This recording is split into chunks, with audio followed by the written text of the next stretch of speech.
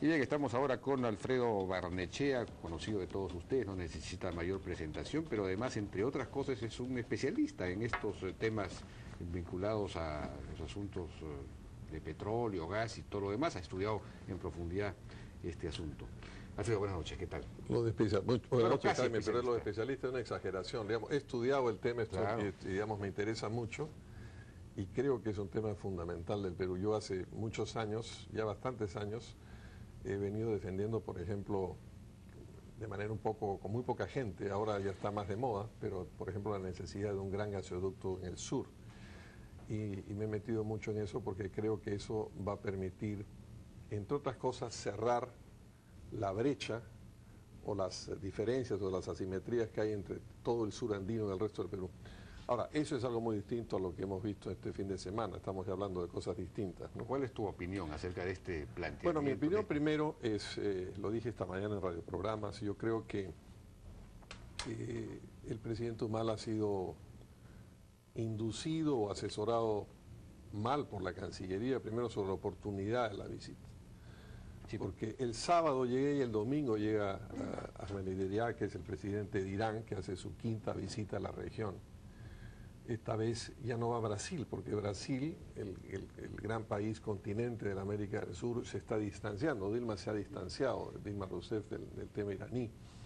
De la misma manera que se ha distanciado del gran proyecto del gasoducto que cruzaba el Amazonas, que Chávez le propuso hace algunos años a Brasil. Entonces, el presidente iraní está yendo a 4 países que son Venezuela, Ecuador, Nicaragua y Cuba. Entonces es al día siguiente. Claro, son visitas distintas. Yo no estoy en contra de que el presidente Humala vaya a Venezuela. Creo que hay que mantener relaciones con todos los países, especialmente con los países andinos. Pero la oportunidad agrega un significado o un contenido o una lectura adicional poco, ¿cuál es el adjetivo razonable? O sea, poco razonable, poco inteligente, poco oportuno. Y en eso, como en otras cosas más, creo que ha habido una muy mala asesoría diplomática, digamos. Ese es el primer tema.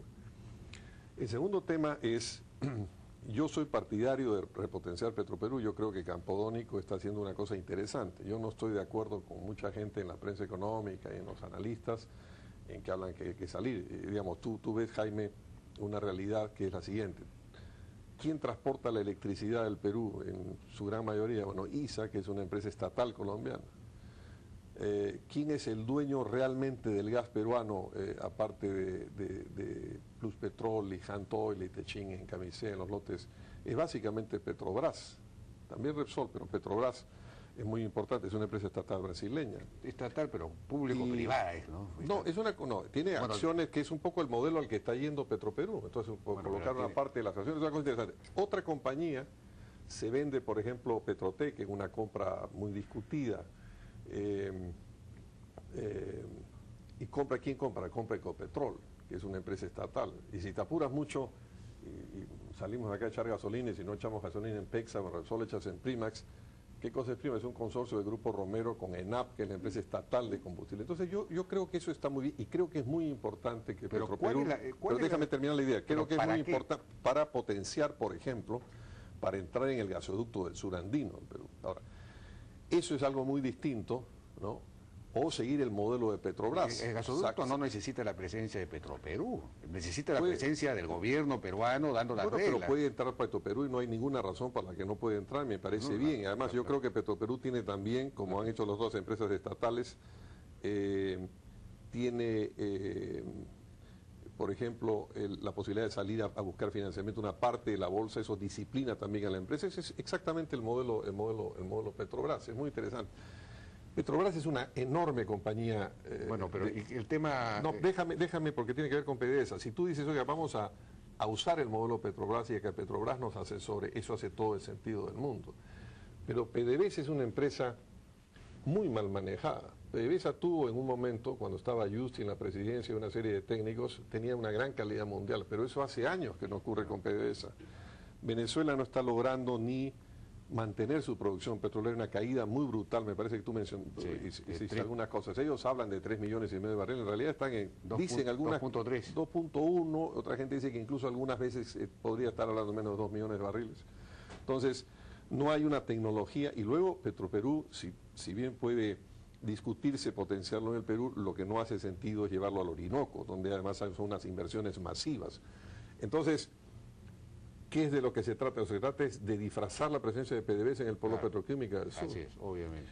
Entonces ya estamos hablando de una cosa diferente. Entonces, ¿estamos pagando a Venezuela algo con esa presencia? Es algo a lo que PDVSA nos va a aportar tecnología en un momento en que además PDVSA no tiene el dinero, porque PDVSA ha sido saqueada por el gobierno de Chávez. No. Tú decías la caja chica de Chávez. No, no es caja chica, es caja grande. Sí, pues. Porque estamos hablando a un barril de $100. Entonces, esa relación a mí me parece que no tiene sentido. Creo que Petroperú no tiene que explorar eso. Creo que tiene que concentrarse en lo que está haciendo, que es una cosa muy positiva.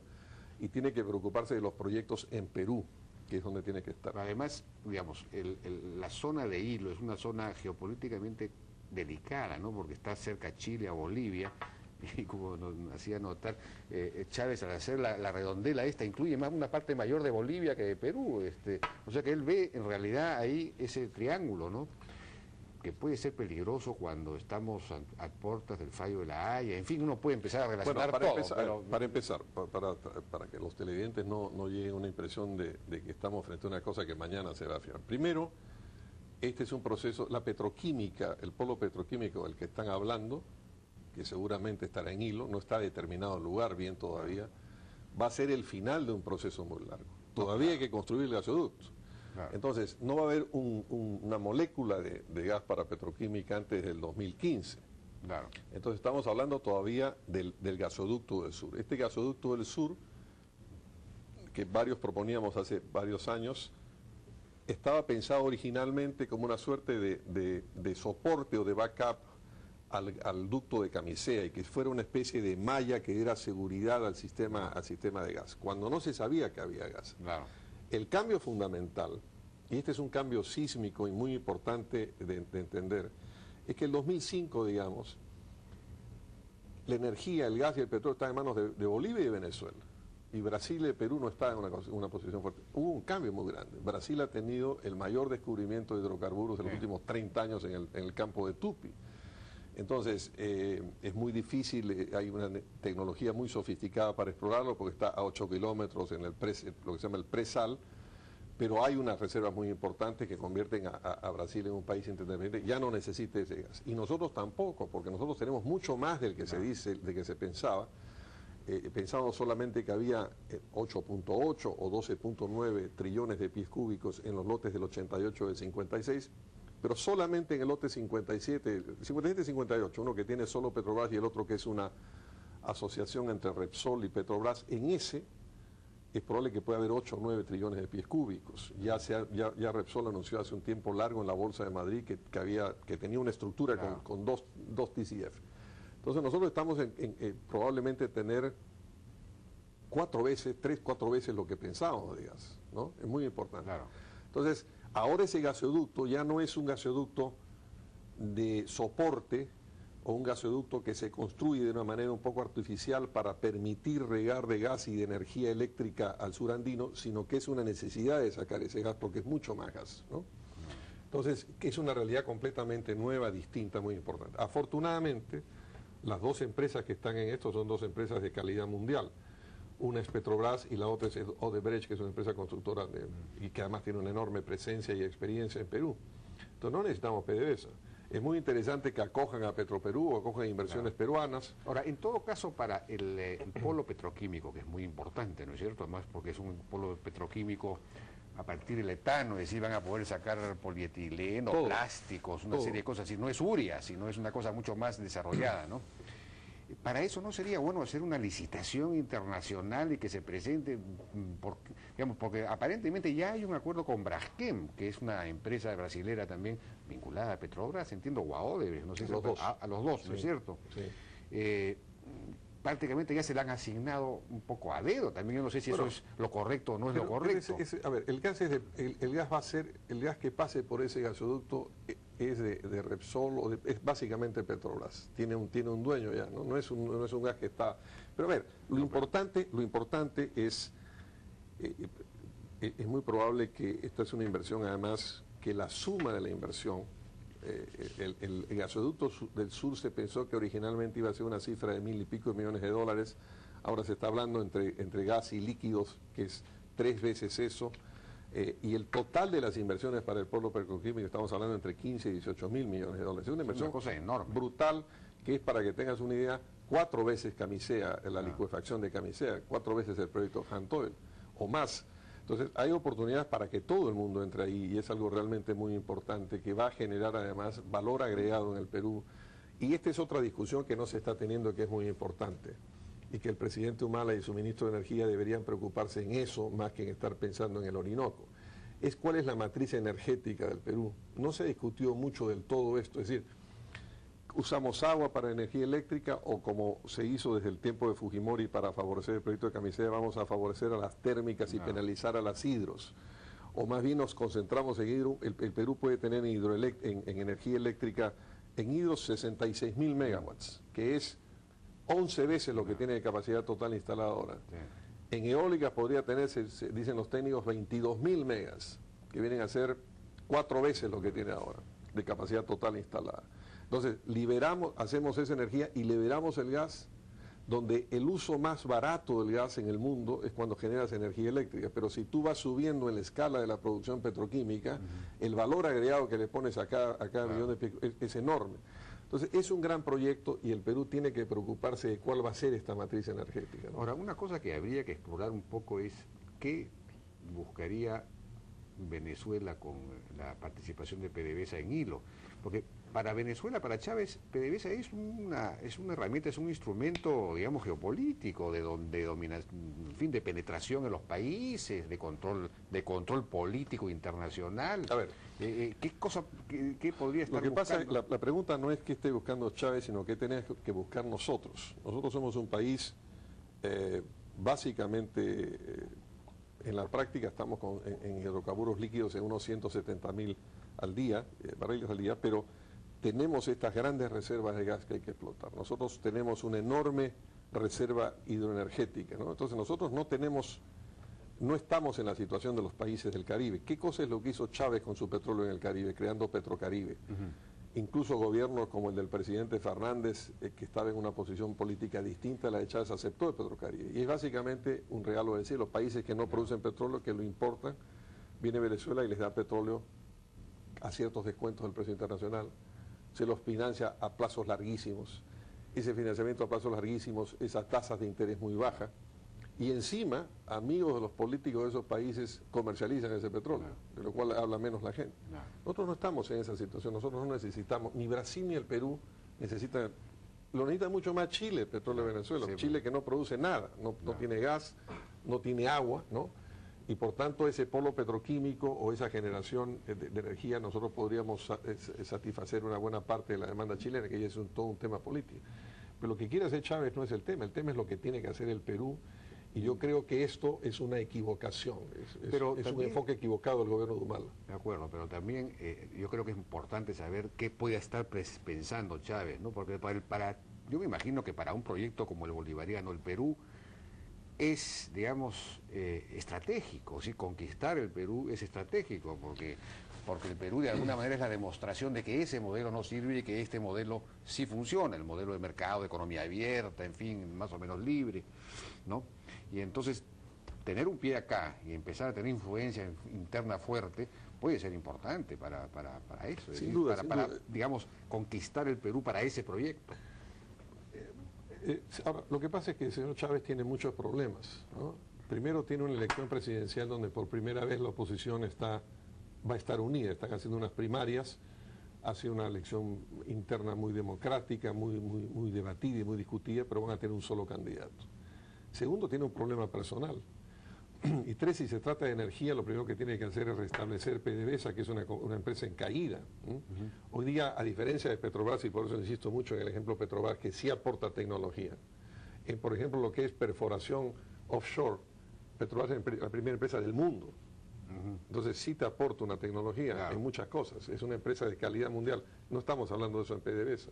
Entonces yo creo que yo creo que lo fundamental, Jaime, es volver y este es quizás uno de los grandes temas de los próximos 5 años, cómo usamos la energía del Perú bien para los peruanos, ¿no? Y cómo discutimos una matriz energética fundamental. Y en esto, en ese horizonte y en ese juego, yo no veo dónde entra PDVSA. Ahora, en el tema de la matriz energética hay, bueno, obviamente lo que nace espontáneamente, es decir, hay que ir hacia una matriz cada vez más hidráulica, ¿no es cierto?, para la generación de electricidad, de energía.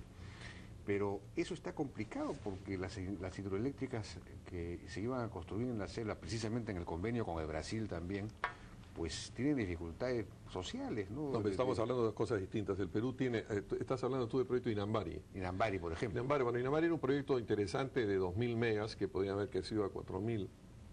Brasil tiene interés en desarrollar todas las energías eléctricas, por ejemplo, en el río Madeira, es ese río que va de Portobelo hasta Manaus, digamos, para poner un ejemplo gráfico donde está el río. Y era muy interesante. De todas maneras es un proyecto interesante porque conectas con un mercado que paga mucho más por cada megawatt que por hora que el Perú. Pero eso tiene una serie de problemas. Pero Perú puede producir en minicentrales hidroeléctricas, por ejemplo.